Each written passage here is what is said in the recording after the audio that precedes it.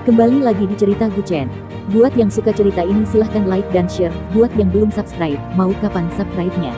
Oke, kita langsung aja ke ceritanya. Guchen. Bab tahun 1876 sampai tahun 1880. Bantu jaga dia. Namun, masalah paling mendesak saat ini bukanlah keluarga Duan, melainkan berurusan dengan grup Kilin. Ini sungguh keterlaluan.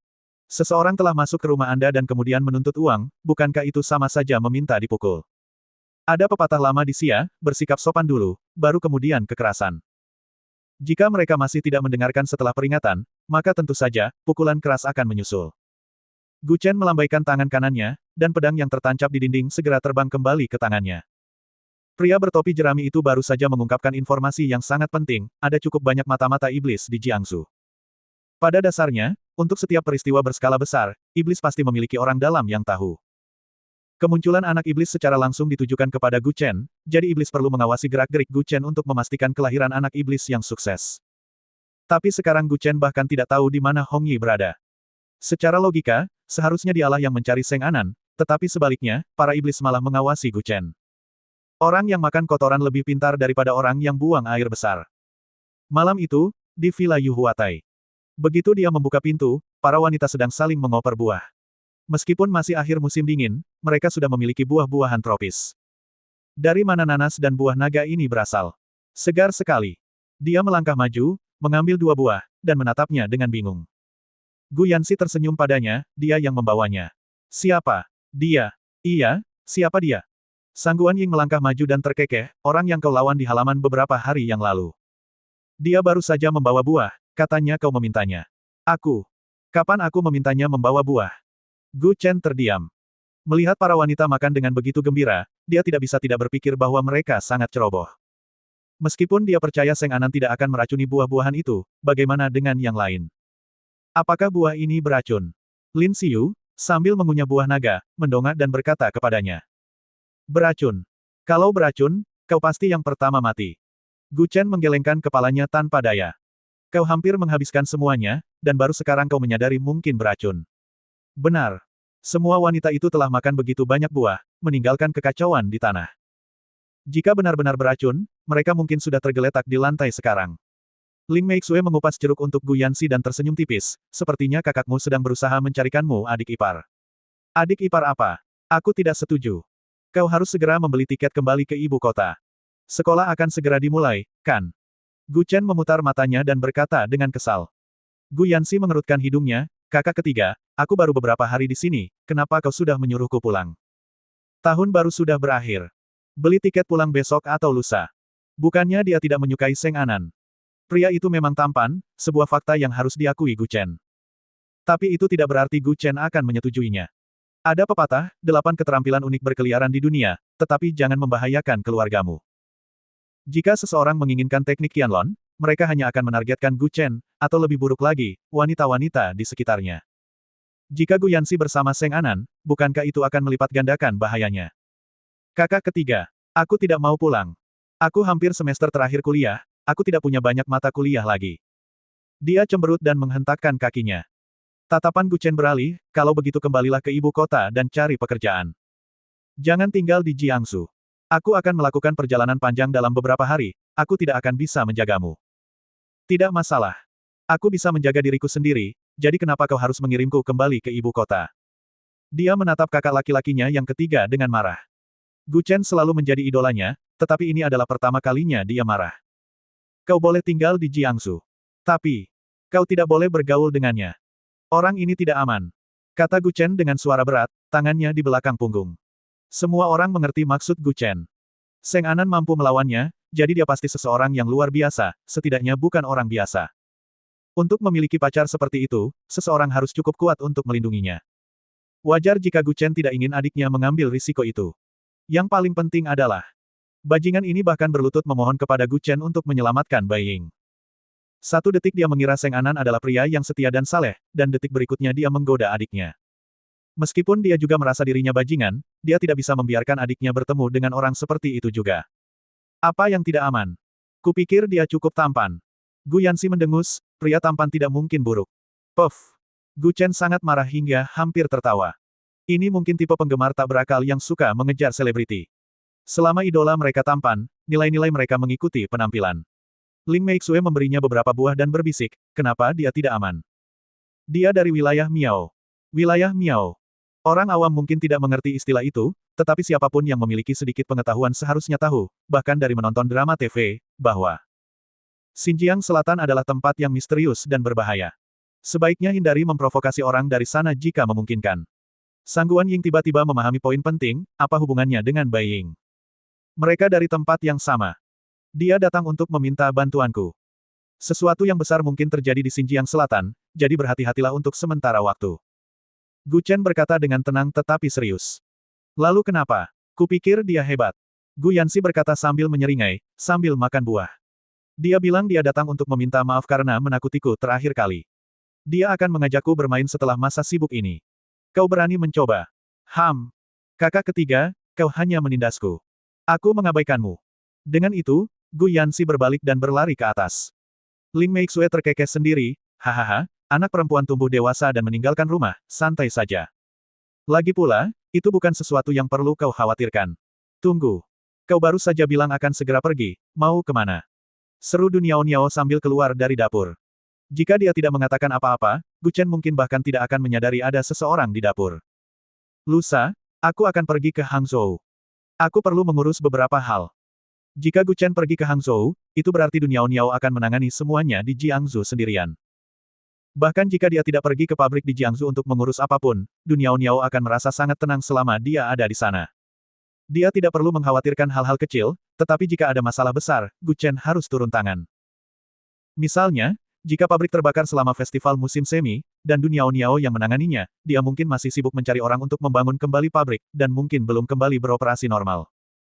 Bagi Duniao Niao, Anda mungkin tidak menawarkan bantuan, tetapi Anda mutlak harus ada di sana ketika dia membutuhkan Anda. Disinilah pentingnya Gu Chen menjadi sangat jelas.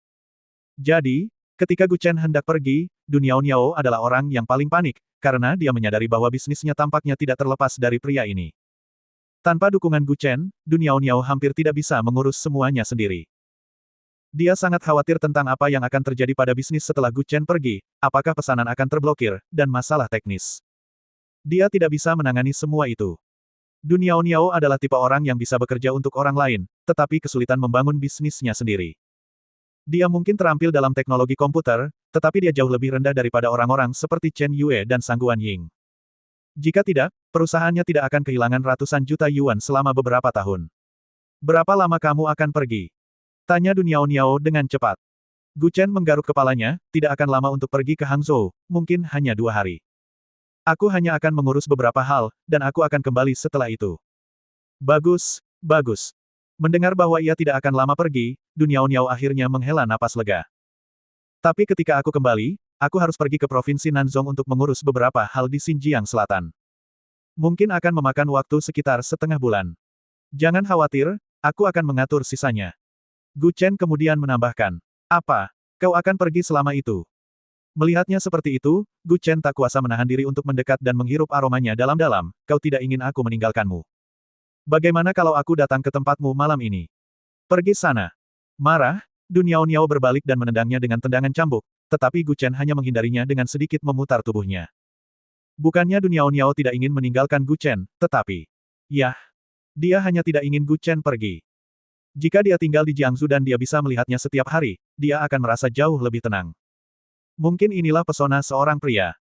Duniao Niao mungkin tidak pernah membayangkan bahwa dia akan begitu tergila-gila pada seorang pria. Sementara itu, di sebuah kawasan perumahan terpencil di pinggiran Jiangsu.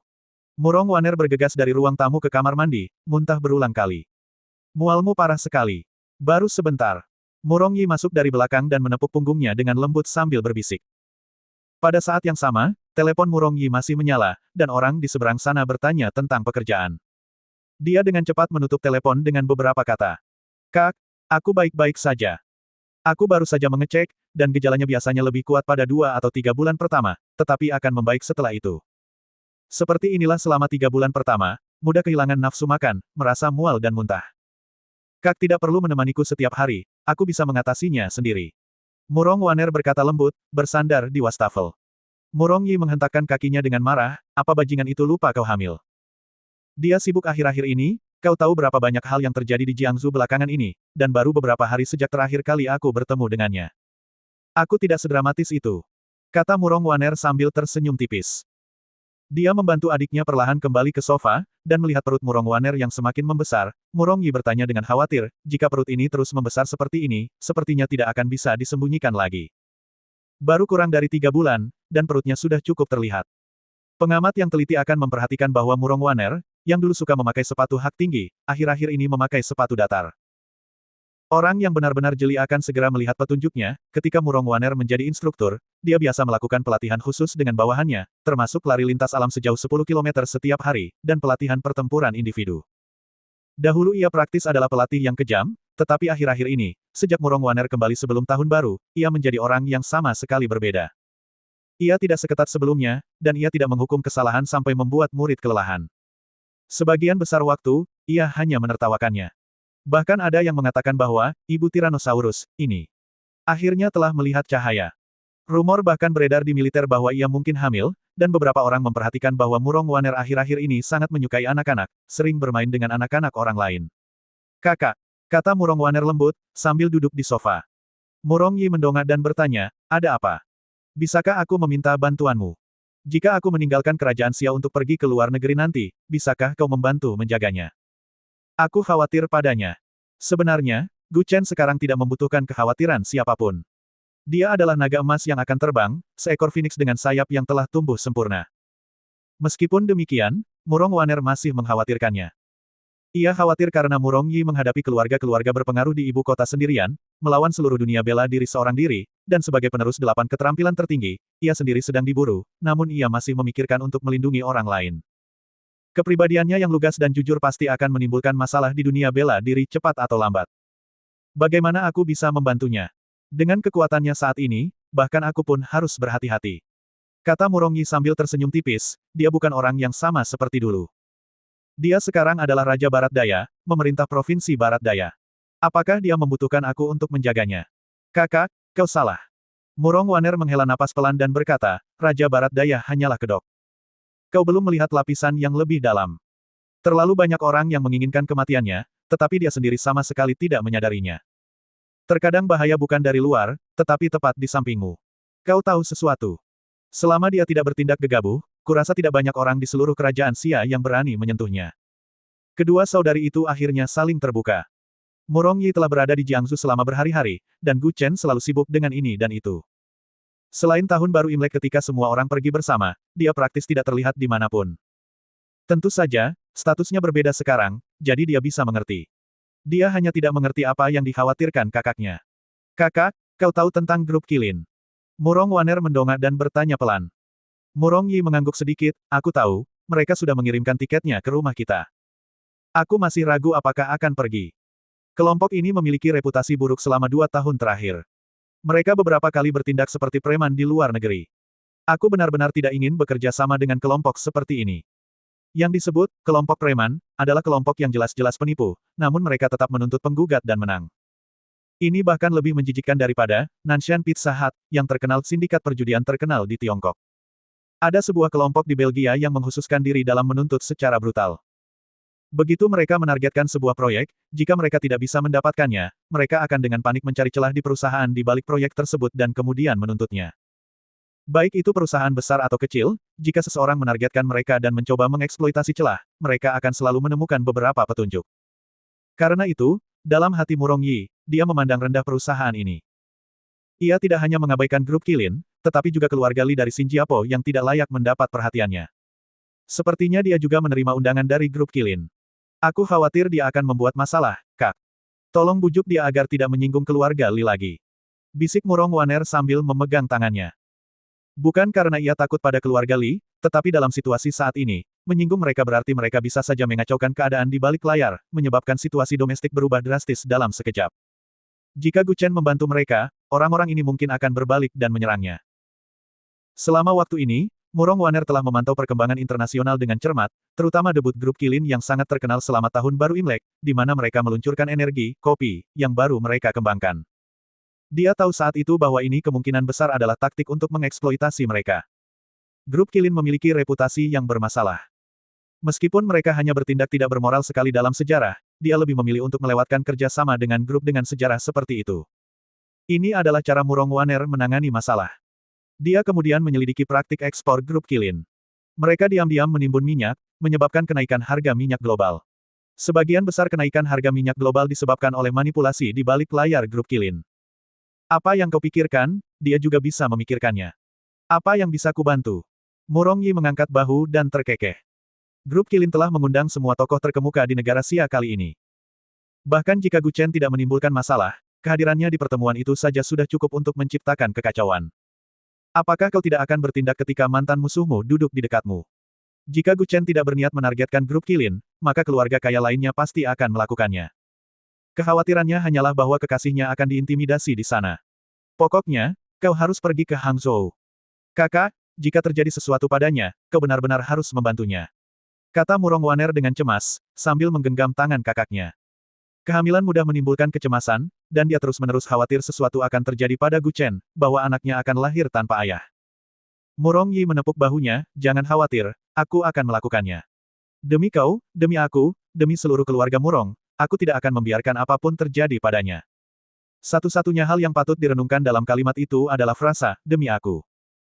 Sejak tiba di Jiangsu, dia memperhatikan perilaku kakaknya yang tidak biasa.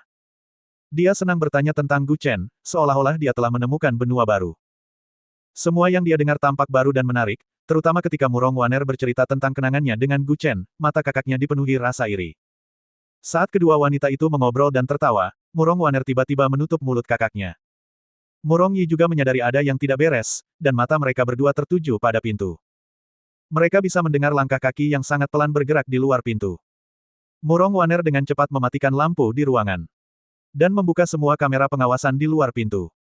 Dia melihat seorang pria mengenakan topi baseball dengan ransel tersampir di bahunya, memegang kawat tipis di tangannya, tampaknya sedang mengutak-atik lubang intip pintu. Dia bahkan menempelkan selembar kertas di situ, lalu mendongak dan membuat gerakan hati ke arah kamera. Apakah itu dia? Tanya Murong Yi, bingung. Murong Waner menggelengkan kepalanya sedikit, tidak mungkin. Jika dia datang, mengapa dia tidak masuk? Selain itu, cara dia menarik orang-orang adalah gaya berjalan yang dilatih khusus. Dia seorang pembunuh bayaran. Dia telah menghabiskan bertahun-tahun di tanah utara yang keras, memimpin 300.000 pasukan utara di perbatasan. Dia telah menyinggung banyak orang, dan banyak orang menginginkan kematiannya. Terutama dengan rumor yang beredar bahwa dia mungkin hamil, hal itu secara alami menarik banyak orang untuk datang dan mencari tahu. Sebenarnya, kehamilan adalah sesuatu yang tidak bisa dipalsukan. Misalnya, Anda akan mengalami mual di pagi hari dari waktu ke waktu, yang sama sekali tidak dapat Anda kendalikan, dan kasih sayang yang Anda tunjukkan ketika melihat anak orang lain adalah sesuatu yang tidak dapat dipalsukan oleh orang biasa. Hanya ketika Anda benar-benar mengalaminya, Anda dapat benar-benar menunjukkannya. Murong Yi mengintip melalui lubang intip dan melihat gambar yang mengerikan dan menjijikkan, yang membuatnya mundur ketakutan. Membosankan. Duduk di sofa, Murong Waner mengambil teleponnya dan menghubungi nomor Qiu Yue. Telepon berdering hanya beberapa detik sebelum diangkat. Panggilan yang langka. Apa yang membawa Anda menelepon, Nona Murong? Adakah yang bisa saya bantu? Qiu Yue terkekeh di ujung telepon. Dia telah memberi tahu Murong Waner bahwa dia dapat menghubunginya untuk apapun. Mungkin apa yang bisa dilakukan Gu Chen, dia juga bisa melakukannya, dan apa yang tidak bisa dilakukan Gu Chen, dia juga bisa melakukannya. Lagi pula, mereka berdua perempuan, jadi komunikasi mudah. Aku sedang diawasi. Bantu aku mengatasi ini. Kata Murong Waner dengan tenang. Qiu Yue di ujung telepon tidak ragu sama sekali, oke. Aku sudah mengirim orang.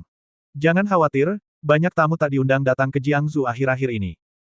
Nona Murong, sebaiknya jangan pergi ke luar negeri untuk saat ini, tunggu sebentar lagi. Selain kakaknya, hanya Gu Chen yang tahu tentang perjalanannya ke luar negeri. Kakaknya tidak akan memberitahu siapapun, dan Gu Chen juga tidak akan membocorkan rahasia itu.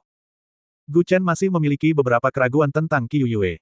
Baginya, kecuali mereka tidur bersama, mustahil untuk mendapatkan kepercayaan penuh. Kau bahkan tidak mengizinkanku menyentuhmu di sana, bagaimana aku bisa mempercayaimu? Oleh karena itu, dia tidak mungkin mengungkapkan kepada Qiu Yue bahwa dia hamil dan akan pergi ke luar negeri. Hehe, Nona Qiu, kau bercanda. Aku baik-baik saja di Jiangsu, kenapa aku harus pergi ke luar negeri? Lagi pula, jika orang sepertiku pergi ke luar negeri, aku akan diburu musuh di mana-mana. Apakah menurutmu itu perlu? Murong Waner terkekeh pelan. Dia dengan lihai menghindari pertanyaan Qiu Yue. Mungkin Murong Waner masih menganggapnya sebagai kebetulan. Secara logis, Qiu Yue tidak mungkin tahu tentang ini. Selain itu, selain bertemu sekali pada malam tahun baru, mereka jarang bertemu. Dia menyembunyikannya dengan sangat baik. Kecuali seseorang memiliki penglihatan sinar X, mereka tidak akan bisa mengetahui bahwa dia hamil. Lagi pula, siapa yang berani memakai pakaian ketat saat hamil? Sungguh kebetulan. Ini pasti kebetulan. Qiu Yue, merasakan keraguan Murong Waner di ujung telepon, tersenyum tipis dan berkata, jangan khawatir, tidak perlu membuat Tuan Muda Gu khawatir. Orang-orangku sudah ada di sana. Tidak lama lagi aku akan menemukan siapa yang mencoba mencelakaimu. Terima kasih. Murong Waner tersenyum tipis. Sama-sama. Kita berdua adalah wanita Tuan Muda Gu, wajar jika saling membantu. Jika Anda membutuhkan bantuan saya di luar negeri, hubungi saya kapan saja. Saya juga punya orang-orang di sana. Keselamatan orang dewasa harus dijamin, begitu juga keselamatan anak itu. Boom! Seketika, Murong Waner merasakan hawa dingin menjalar di punggungnya. Sekarang pada dasarnya sudah pasti bahwa Qiu Yue tahu tentang kehamilannya dan bahwa dia akan pergi ke luar negeri. Jika ini tersebar, reputasi dan prestise Murong Waner akan anjlok. Untungnya, Gu Chen telah berhasil mengambil alih tentara utara, jika tidak, konsekuensinya akan tak terbayangkan. Jelas, Qiu Yue tahu Murong Waner hamil dan akan pergi ke luar negeri untuk memulihkan diri. Awalnya dia mengira itu hanya kebetulan, tetapi sekarang sepertinya dia benar-benar tahu. Apa sebenarnya yang kau inginkan? Kata Murong Waner dengan suara berat. Qiu Yue juga merasakan kepanikan dalam nada suaranya. Murong Waner yang sekarang telah lama kehilangan kesombongannya yang dulu. Satu-satunya pikirannya adalah melahirkan anak dengan selamat. Lagi pula, ini adalah anak pertama dia dan pria yang sangat dicintainya. Karena itu, dia takut Qiu Yue mungkin bertindak karena cemburu.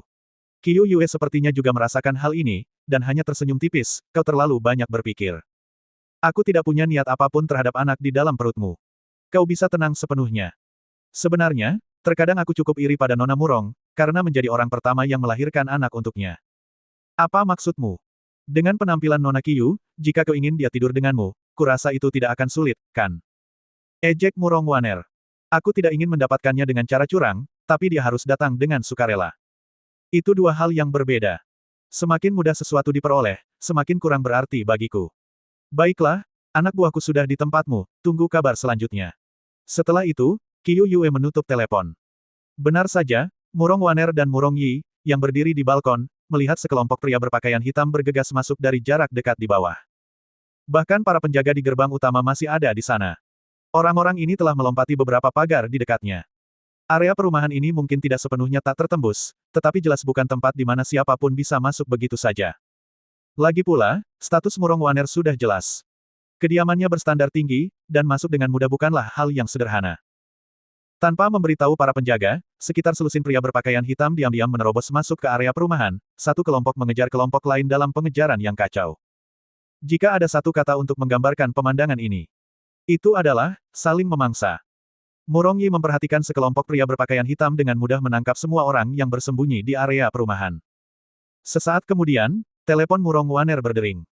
Dia mengeluarkannya dan melihat itu dari nomor yang tidak dikenal. Halo, siapa ini? Tanyanya pelan sambil memegang telepon.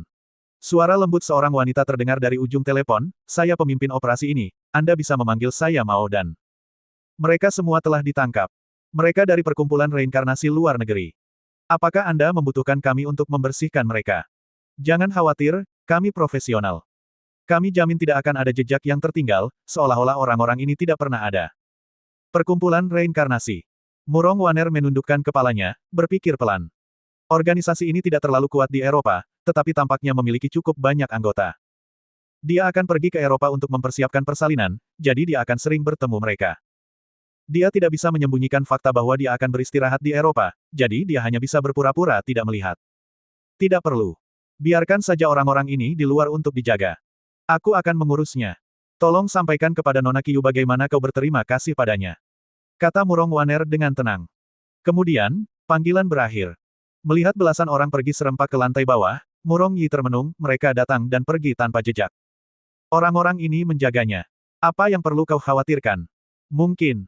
Akan lebih baik jika mereka bisa tetap di sisinya dan bekerja untuknya, tetapi aku khawatir dia mungkin tidak bisa mengendalikan mereka. Murong Waner menghela napas pelan. Dia berbagi pikiran Gu Chen. Bukannya dia memiliki banyak wawasan tentang Qiu Yue, tetapi seseorang harus selalu waspada terhadap orang lain, terutama seseorang seperti Qiu Yue yang selalu menguji batas kemampuan orang lain. Kau tidak bisa memfokuskan seluruh perhatianmu pada orang seperti itu. Keesokan harinya, Gu Chen dibangunkan pagi-pagi sekali oleh panggilan telepon. Semalam, ia menghabiskan seluruh malam di kamar membantu Bai Ruohan berkultivasi menggunakan kitab matahari dan bulan, berhasil membimbingnya dari pemula hingga tahap pemurnian Qi. Ia juga memperhatikan sebuah masalah, meskipun fisik Bai Ruohan tidak hebat, kecepatan kultivasinya sangat cepat. Seperti kotak surat yang sudah setengah penuh, tetapi setelah menambahkan sedikit saja, isinya meluap. Tubuh Bai Ruohan saat ini berada dalam keadaan ini. Ia mengandung khasiat obat dari berbagai ramuan berharga, serta energi internal Gu Chen yang kuat. Jadi, terobosan akan mudah baginya, tetapi meskipun ia telah mencapai tahap pemurnian Qi, gadis bodoh ini sama sekali tidak dapat merasakan keberadaan energi internalnya. Mungkin ini adalah kekurangan bawaan. Beberapa orang mengatakan dia adalah wadah kultivasi, tetapi menurut Gu Chen, itu hanyalah cacat kultivasi. Tubuh Bai Ruohan mengandung kekuatan yang sangat besar, yang tidak dapat ia gunakan. Begitu ia dapat menggunakannya, tingkat kultivasinya seharusnya sangat tinggi. Siapa? Kenapa kau menelepon sepagi ini? Kata Gu Chen pelan sambil memegang telepon. Suara Qiu Yue terdengar melalui telepon dengan tawa samar, Tuan Muda Gu biasanya bangun pagi, tapi jam berapa hari ini? Masih tidur. Rapat pagi sudah dimulai di luar. Jangan banyak bicara omong kosong, ini baru lewat jam 7. Aku tidak harus bekerja hari ini, tidak bisakah aku tidur sedikit lebih lama? Katanya sambil menguap. Bai Ruohan memanfaatkan kesempatan itu untuk bangun dari tempat tidur. Berlatih bersama Gu Chen semalaman jauh lebih efektif daripada minum pil. Dia merasa lega, tetapi Gu Chen merasa seluruh tubuhnya sakit, seolah-olah dia telah dipukuli. Semua tiket sudah ada di tangan. Besok, Grup Qilin akan mengadakan KTT Asia Pasifik di Hangzhou. Kemungkinan besar semua perusahaan besar Asia, serta para Taipan Xia Guo setempat, akan hadir. Secara logis, kita seharusnya pergi ke Hangzhou hari ini, jadi saya ingin bertanya, Tuan Muda Gu, apakah Anda siap untuk berurusan dengan keluarga Li? Kata Qiu Yue dengan nada tenang namun tajam di ujung telepon. Siap untuk berurusan dengan keluarga Li. Jika dia menyerang grup Qilin atau mengungkap konspirasi keluarga Li, dia tidak hanya akan menyinggung keluarga Li tetapi juga lebih dari 20 pemegang saham grup Qilin, yang masing-masing memegang posisi absolut di Asia. Kelompok semacam ini adalah kekuatan yang signifikan di dunia. Jika Gu Chen ingin menyentuhnya, kecuali dia benar-benar yakin, dia bisa dengan mudah digigit balik. Menghadapi kelompok yang begitu kuat, jika Gu Chen ingin bergerak, dia harus memikirkan cara menghadapinya. Dia tidak bisa begitu saja merencanakan serangan secara impulsif terhadap grup Qilin yang terkenal di seluruh Asia. Persiapan apa yang perlu kulakukan untuk menghadapi keluarga Li? Gu Chen menguap dan tertawa kecil. Qiu Yue bertanya dingin di ujung telepon, Tuan Muda Gu, Anda tidak berencana menargetkan grup Qilin dengan cara yang sama seperti Anda menghadapi Tuan Gu ke-7, kan? Tak dapat disangkal, Anda sangat tenang saat menghadapi Tuan Gu ke-7, tetapi terkadang, bukan tinju yang membunuh. Bersambung.